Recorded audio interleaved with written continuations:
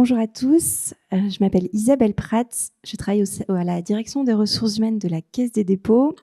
Je suis ravie d'être parmi vous aujourd'hui pour présenter ce bel établissement public. J'ai un collègue qui est en train de courir depuis le RER pour arriver me rejoindre et faire cette présentation avec moi. Et peut-être pour gagner un peu de temps, je serais très intéressée pour savoir vous qui vous êtes très vite. Du coup, est-ce que vous êtes étudiant, recherche d'emploi, fonctionnaire? Qu'est-ce qui vous amène ici aujourd'hui? Et la Caisse des dépôts, est-ce que vous connaissez un peu, beaucoup, passionnément à la folie ou pas du tout? Et si vous avez le droit de connaître pas du tout, c'est pas grave. Moi, ça me permet derrière d'ajuster ma prise de parole. Ok, très bien. Merci beaucoup à vous de vous être présenté. Ça a laissé le temps à Noël d'arriver. Si tu veux te présenter aussi. Je suis Noël Collin, je suis à la Caisse des dépôts, à la direction des ressources humaines, au service, plus spécifiquement au service des concours et examens professionnels. Voilà. On a structuré notre présentation en 3 grandes parties. On va vous présenter ce qu'est l'établissement public. Donc pour ceux qui connaissent déjà un petit peu, ça fera une révision. Quelles sont les grandes missions de la Caisse des dépôts. On reviendra ensuite sur quel est l'intérêt de travailler à la Caisse des dépôts. Et on vous présentera nos différents métiers. Alors, on a présenté des postes qui ne sont pas forcément ouverts en ce moment, mais des types de postes classiques qu'on ouvre régulièrement, donc pour que vous puissiez en prendre connaissance. Et on finira sur les principales voies d'accès à la Caisse des dépôts, donc comment nous rejoindre de manière très concrète. On fait défiler. Alors, petite devinette, vous savez ce que c'est la Caisse des dépôts? Vous avez une idée? Pas forcément. Vas-y. Notamment, ouais, super. Ouais, public, financier. En fait, le point commun entre tout ça, je sais pas, je vais vous le dire, c'est la Poste, les logements sociaux, la redynamisation des centres-villes, l'aide aux entreprises, la transition écologique. Voilà. Le point commun entre tout ça, c'est la Caisse des dépôts. Et bien sûr, avec des mandats un peu spécifiques, le compte personnel de formation et plein d'autres missions. Mais en tout cas, vous inquiétez pas, comme 77% des Français, on a du mal à situer un peu la Caisse des dépôts dans le microcosme de l'État, de la fonction publique, du service public. En tout cas, vous avez vu que là, je vous ai donné quelques petits exemples. Le point commun entre toutes ces petites missions, ces grandes missions parfois, c'est la Caisse des dépôts. Oui, c'est vrai, la Caisse des dépôts, elle est assez peu connue du grand public. Tout le monde connaît le nom, mais en fait, on ne sait pas très bien ce que fait la Caisse, parce qu'elle passe beaucoup par des intermédiaires, en fait. Elle passe par, vous avez dit notaire, vous avez dit collectivité territoriale. Voilà, en fait, on est très peu au contact direct des Français sur certaines missions, donc on est peu connu. Et donc, si on devait donner une définition un petit peu institutionnelle, c'est un établissement financier public qui a été créé en 1816 à l'issue des guerres napoléoniennes. L'idée, c'était de créer une institution publique qui sécurise l'argent des Français. Et notre logo, c'est foi publique. Il faut que les Français aient confiance en nous, dans notre capacité à gérer leur argent, votre argent. Vous avez sans doute tous un livret, pour la plupart d'entre vous, un livret A. Et donc, c'est la Caisse des dépôts qui en gère une grande partie pour le faire fructifier et le réinvestir dans des projets d'intérêt général. Et donc avec l'argent qui arrive jusqu'à nous, donc le livret A, les consignations des notaires, les dépôts des professions juridiques, on investit pour soutenir des politiques publiques, pour développer les territoires, pour Noël a parlé du logement social. Donc on finance et on prête aux organismes de logement social pour construire ou rénover thermiquement les logements sociaux. Et on prête, on dit qu'on est un prêteur de long terme, contrairement à une banque classique qui va plutôt prêter sur 25 ans. La Caisse des dépôts, elle a la capacité de prêter jusqu'à 80 ans. Et elle prête notamment, principalement aux collectivités territoriales.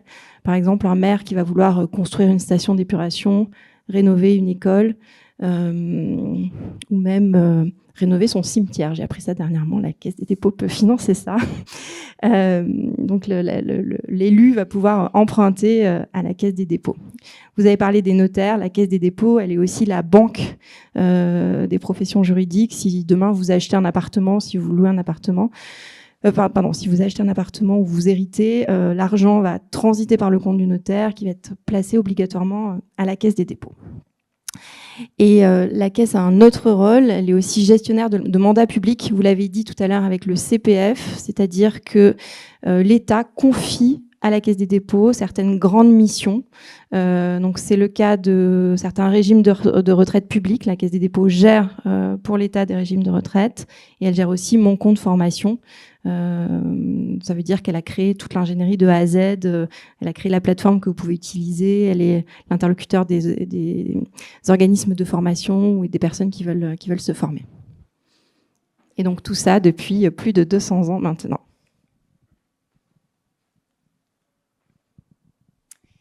Je vais aller très vite, mais cette frise-là, elle était simplement là pour illustrer le fait que depuis l'origine, c'est un établissement public qui accompagne les grandes transformations de la société et qui s'adapte vraiment aux besoins des Français. C'est à la fois une très vieille dame, mais aussi une capacité, c'est très moderne en fait dans la capacité de la Caisse de vraiment toujours répondre aux nouveaux besoins.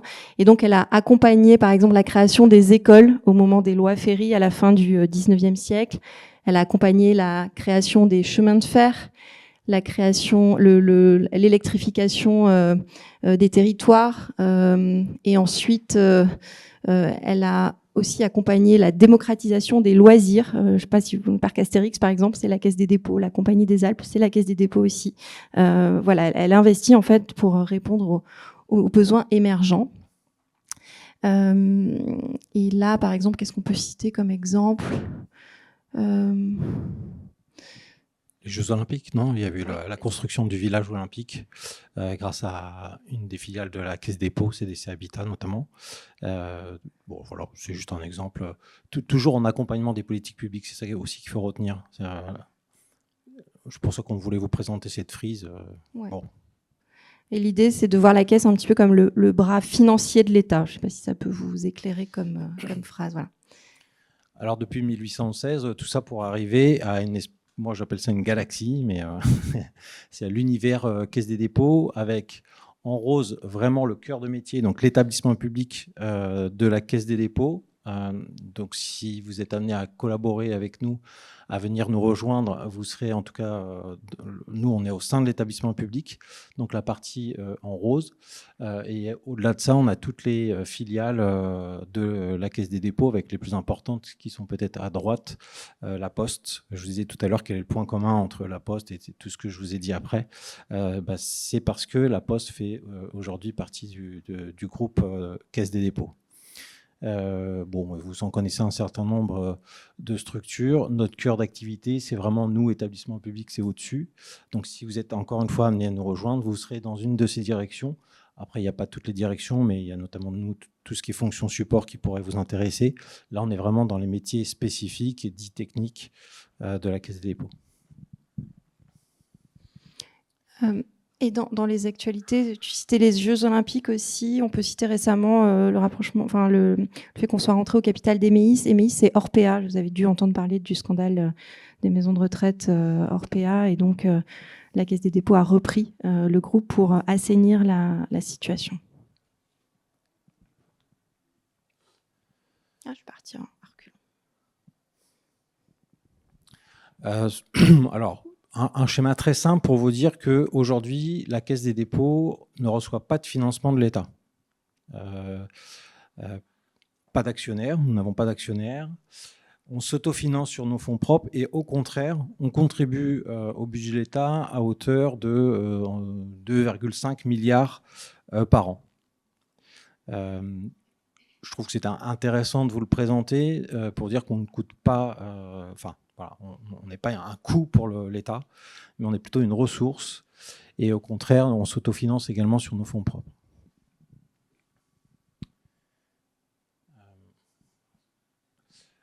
Tu voulais le prendre? Ok. Alors, en fait, Alors, la Caisse des dépôts a 3 axes stratégiques. Ce qui est intéressant quand vous êtes au sein de la Caisse des dépôts, de savoir pourquoi vous travaillez. Est-ce qu'il y a un sens à mon travail?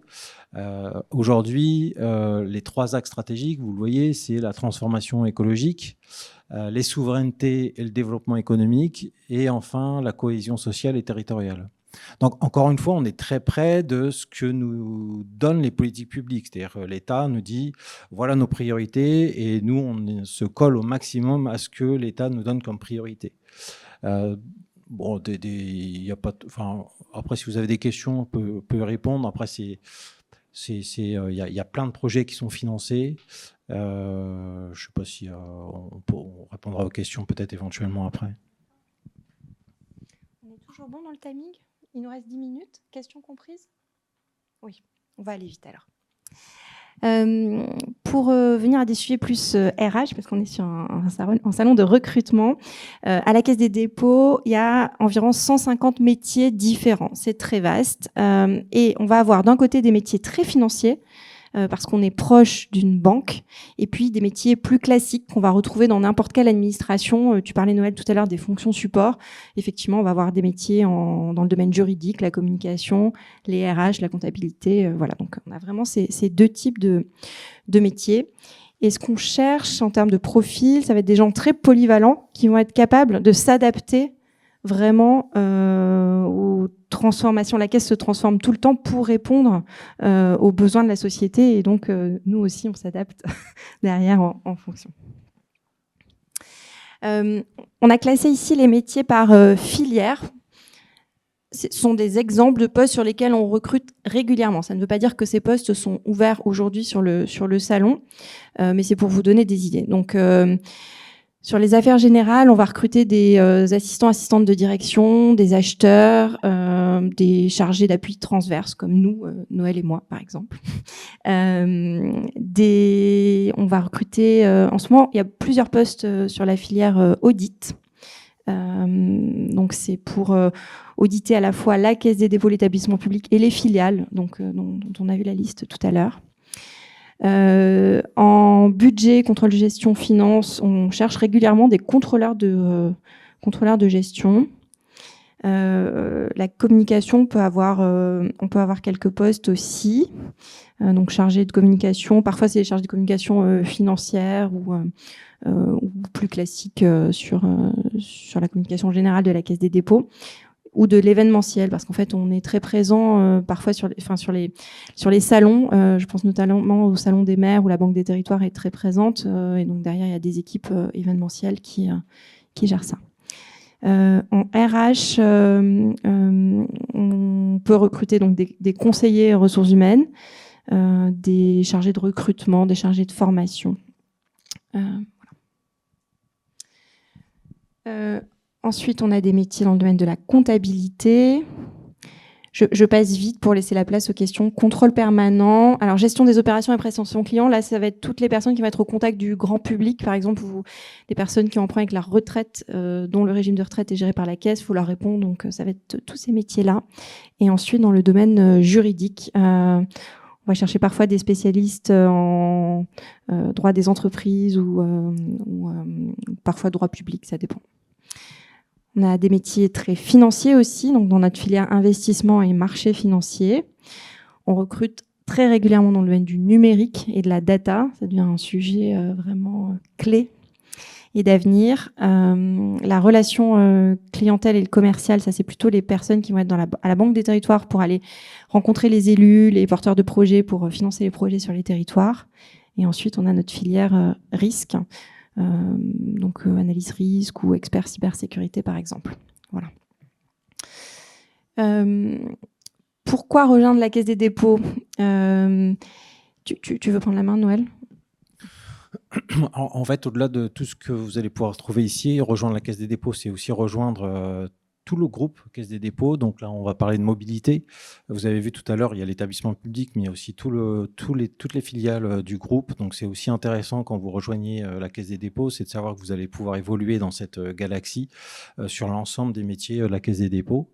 Et puis, on a aussi une implantation territoriale assez importante sur l'ensemble des régions, pas seulement à Paris, mais aussi sur l'ensemble des régions françaises, y compris en Outre-mer.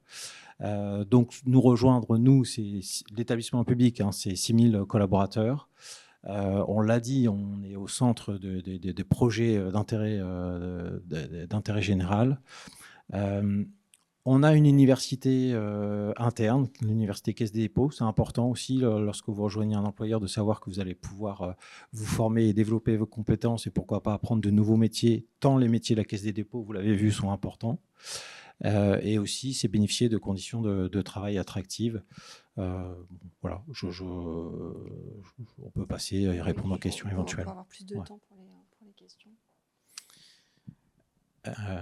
Ah ouais, alors comment nous rejoindre alors, vu qu'on est un établissement public et vu que vous êtes au salon Choisir le service public, on nous rejoint en premier lieu via les concours de la fonction publique, notamment les concours interministériels de catégorie A, notamment via la voie des IRA, les instituts régionaux d'administration, je ne sais pas si ça vous parle, ou via un concours interministériel de catégorie B, le concours de secrétaire administratif ou de secrétaire d'administration.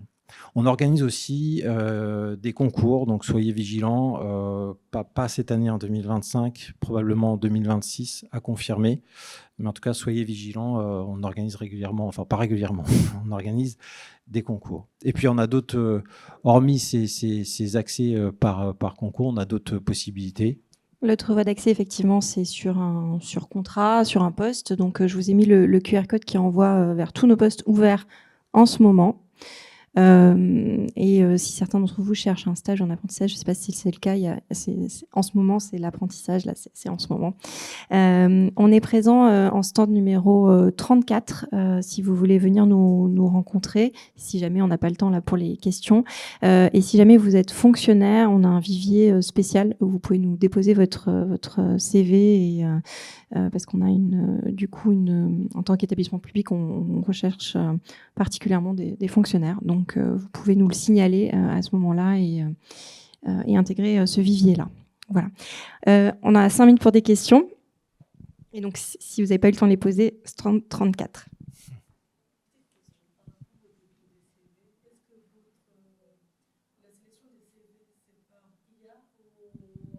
Non.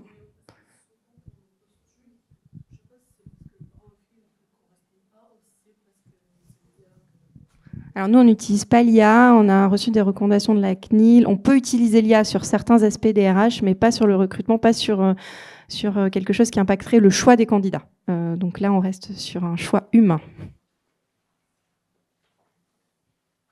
Est-ce qu'il y a d'autres questions ?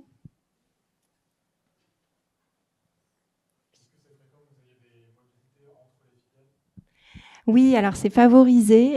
Et d'ailleurs, fin juin, on a ce qui s'appelle la semaine de la mobilité groupe. L'idée, c'est de favoriser les parcours des collaborateurs à l'intérieur du groupe pour pouvoir justement enrichir les compétences, les parcours et avoir une vision transversale des enjeux. Oui. Il y en a une 50aine par an à peu près.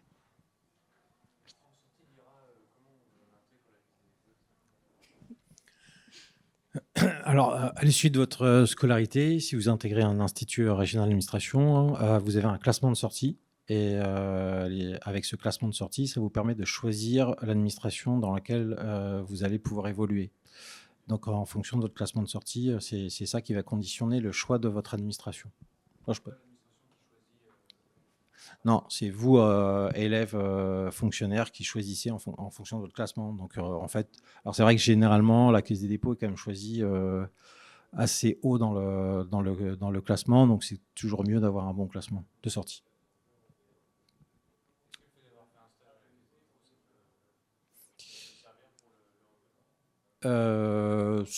Alors après, vous avez dans vos épreuves de sortie, vous avez un oral de fin de scolarité, et ça peut donner un petit bonus, je pense, de dire que votre projet professionnel s'inscrit dans le fait que vous ayez suivi des stages, et que donc du coup, le fait d'avoir un projet professionnel précis, c'est toujours un plus pour le jury de sortie. Mais après, ça conditionne pas votre classement.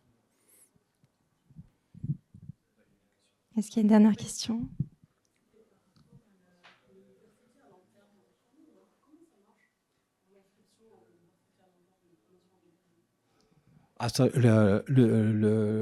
L'université, je ne sais pas. À quelle formation, enfin, vous voulez ? À l'IRA, c'est ça ? En fait, il faut passer le concours. Ouais. Ils sont présents. J'ai vu qu'ils avaient un stand, les IRA, là, par là, si vous voulez aller la rencontrer. Est-ce qu'il y a une dernière question ?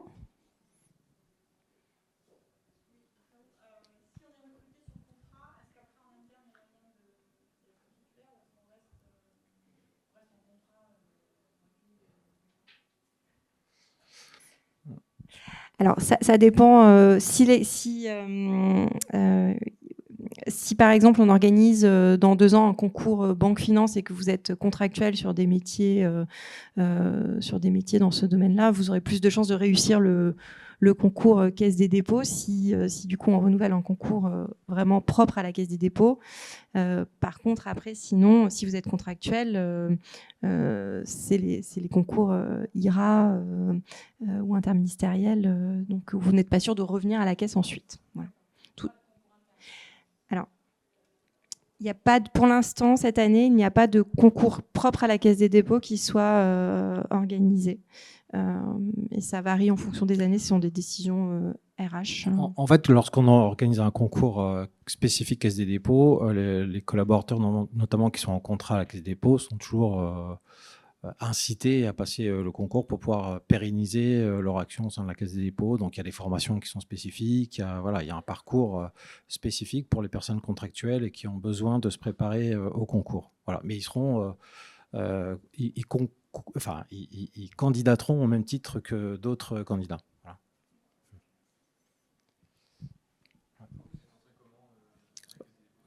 Par les IRA. En sortie d'IRA. Rendez-vous stand 34 pour ceux qui veulent poursuivre la discussion. Merci. Merci. Et merci pour la partie technique, c'était parfait.